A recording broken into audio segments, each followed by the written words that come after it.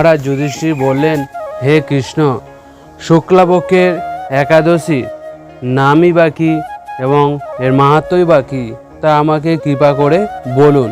শ্রীকৃষ্ণ বললেন, ব্রহ্মা এই একাদশী সম্পর্কে দেবর্ষি নারদকে যা বলেছিলেন আমি সেই আশ্চর্যজনক কথা আপনাকে বলছি।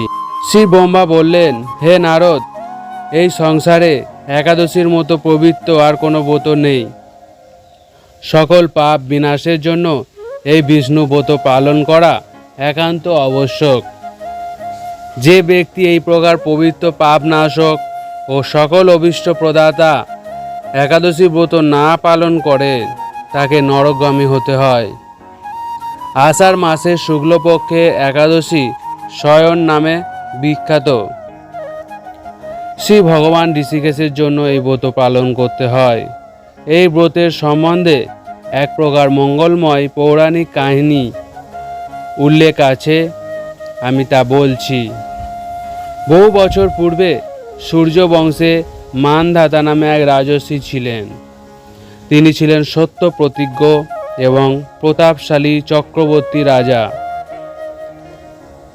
প্রজাদেরকে নিজের সন্তানের মতো প্রতিপালন করতেন। সেই রাজ্যে কোনো রকম দুঃখ, রোগ, ব্যাধি, দুর্ভিক্ষ ছিল না। খাদ্যাভাব অথবা কোনো অন্যায় আচরণও ছিল না। এইভাবে বহুদিন অতিবাহিত হলো। কিন্তু এক সময় হঠাৎ দৈব দুর্বিপাকে ক্রমাগত 3 বছর সেই রাজ্যে কোনো বৃষ্টি হয়নি।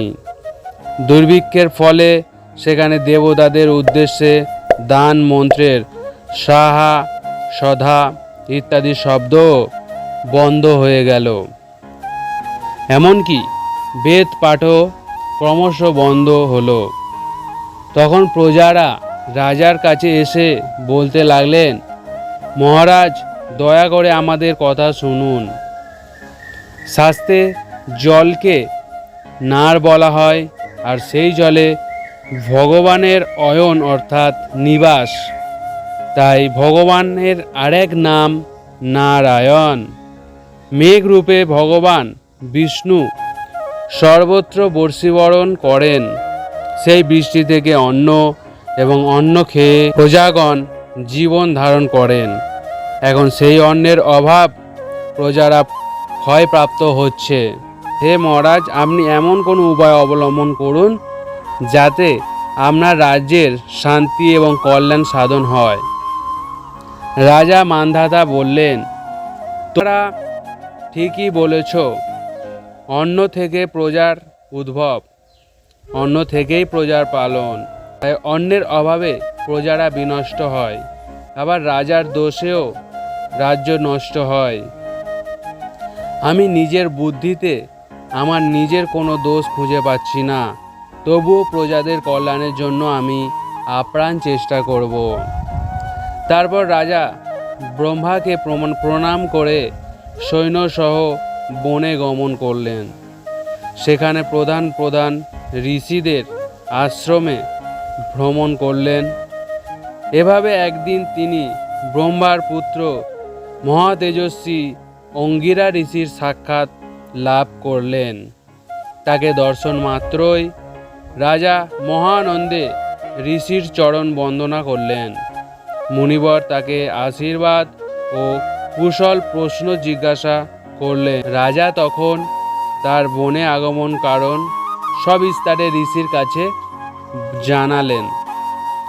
ঋষি অঙ্গিরা কিছু সময় ধ্যানস্থ থাকার পর বলতে লাগলেন, হে রাজন, এটি সত্য যুগ।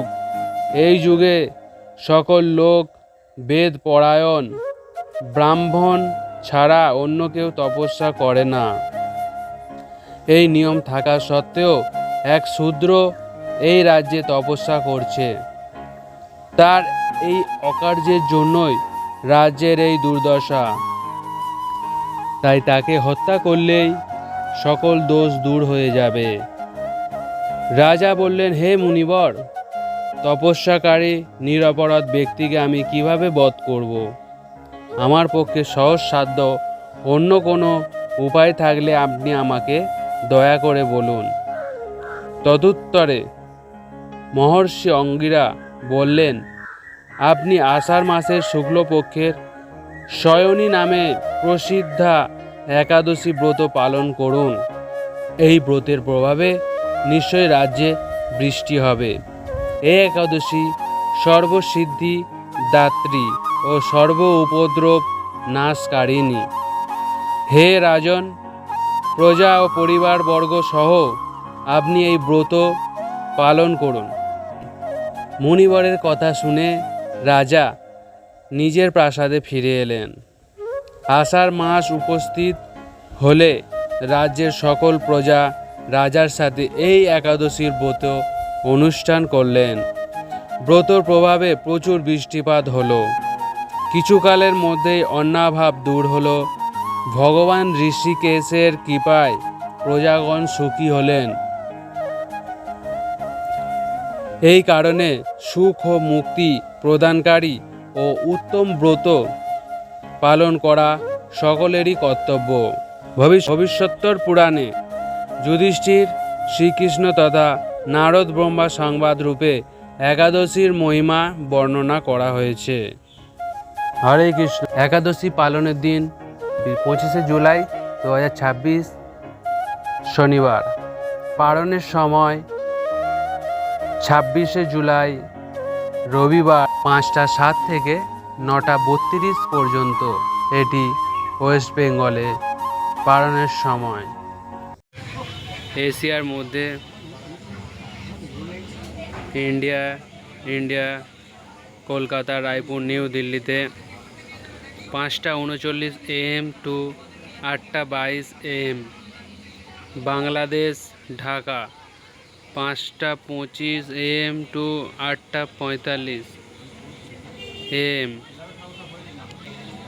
ইউনাইটেড আরব এমিরেটস দুবাই 5টা 43 AM টু 9টা 15 AM।